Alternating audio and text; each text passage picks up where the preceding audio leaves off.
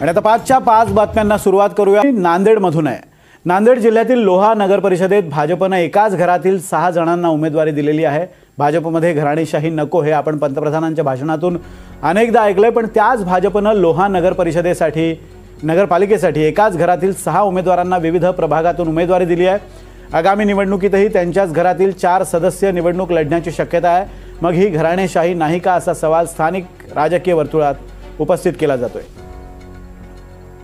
Doctor Babasaheb आंबेडकरांचा पुतळ्यांचा प्रश्न होता, अण्णाभाऊ साठे यांच्या पुतळ्याचा प्रश्न होता, लोहा शहरातील मूलभूत सुविधेचा प्रश्न होता, सभागृह असताना जिथं जिथं शहरामध्ये कामं झाली नाहीत त्या भागातले प्रश्न होते। त्यामध्ये आम्ही 5 वर्षाच्या कार्यकालामध्ये जवळपास माझी सगळे हे कामं झालेले आहेत। विकासाच्या मूलभूत सुविधेसंदर्भात मागच्या 15 वर्षात 10 वर्षात जेवढे कामं झाले नाहीत त्या ह्या मागच्या 5 वर्षात झाले माझ्या कार्यकाळात। त्यामुळं विकासाच्या जोरावर आम्ही त्यावेळेस मी निवडणूक लढलो, आता बी याच्या पुढे विकासाच्या जोरावर आम्ही निवडणूक लढून भारतीय जनता पक्षाचा नगराध्यक्ष 20ला 20 नगरसेवक निवडून आणू आणि लोह्यातील जनता आम्हाला नक्कीच आशीर्वाद देईल आणि आमच्या कामाची पावती देईल एवढी खात्री आहे। आणि याच संदर्भात बोलण्यासाठी आपले प्रतिनिधी योगेश लाटकर आहेत। योगेश, बहुधा हे कुटुंब हे सूर्यवंशी कुटुंब दिसतंय। गजानन सूर्यवंशी हे जे माजी नगराध्यक्ष आहेत त्यांच्या कुटुंबात या उमेदवारी देण्यात आलेल्या आहेत का आणि त्याची कारणं काय? त्यांचं असं म्हणणं आहे की 10-15 वर्षात जर जी कामं झाली नव्हती ती मी केली असतील तर माझ्या कुटुंबात इतक्या मोठ्या संख्येने उमेदवारी दिली तर त्यात बिघडलं कुठे? काय नेमकं तिथं राजकीय वातावरण आहे? निश्चितपणे प्रत्येक लोकप्रतिनिधी हा विकासाचा दावा करतो की मला जेव्हा संधी मिळाली तेव्हा मी विकास केला, असा प्रत्येकाचा दावा असतो। परंतु भाजप पार्टी विथ डिफरन्स असताना असं नेहमी सांगतात, खुद्द पंतप्रधान टीका करतात की घराणेशाही नको। मग असं असताना सूर्यवंशी प्रायव्हेट लिमिटेड अशी ही नगरपालिका करण्याचा चंग कदाचित भाजपने बांधलेला दिसतोय।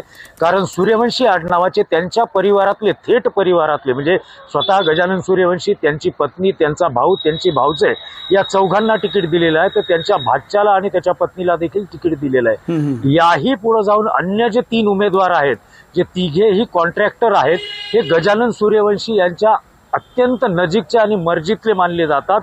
सूर्यवंशी नगराध्यक्ष असताना सर्व कंत्राट या तिघांना मिळायची। हे 3 म्हणजे असं बघितलं तर सूर्यवंशी यांच्याशी संबंधित 9 लोक जे आहेत ते आता निवडणूक लढवत आहेत। एकूण 20 जागांसाठी निवडणूक होत आहे।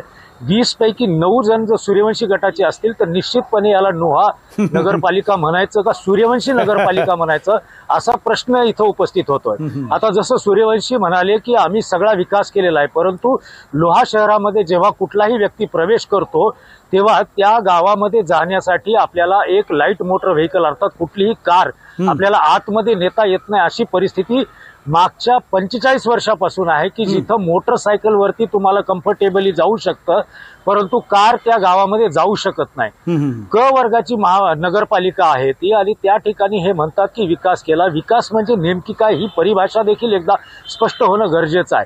कारण हे जे गाव आहे लोहा नावाचं ते नांदेड लातूर या महामार्गावरती आहे, म्हणजे नागपूर ते तुळजापूर हा महामार्ग या लोह्यातनं जातो आणि त्या महामार्गामुळं इथं जास्त काय विकास जो दिसतो तो त्यामुळे दिसतो।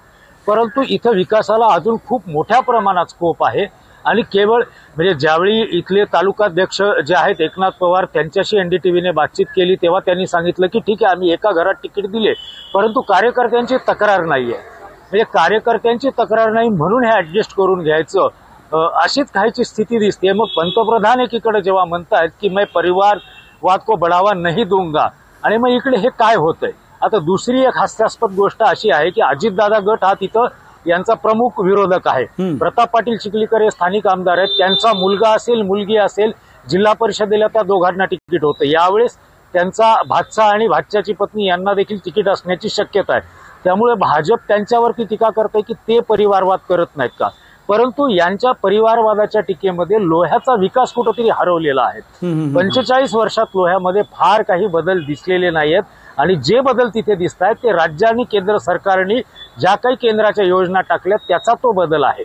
परंतु कचऱ्याची समस्या जैसे थे आहे, रस्त्यांचे रुंदीकरण जैसे ते आहे, अतिक्रमणाचा खूप मोठा प्रश्न तिथं आहे। तर एकूण या समस्यांमध्ये लोकांच्या समस्यांमध्ये फार काही फरक पडलेला नाही, परंतु हे लोहा नगरपालिका नव्हे तर सूर्यवंशी नगरपालिका प्रायव्हेट लिमिटेड अशी ही निवडणूक झालेली. अगदी भाजपनं भाजपच्या जरी बाजूने ठरवलेलं दिसते. आहे की सूर्यवंशी नगर परिषद करायची, पण त्याला मतदार कसा प्रतिसाद देतात ते पाहणं महत्त्वाचं असेल. धन्यवाद योगेश दिलेल्या अपडेट्स बद्दल.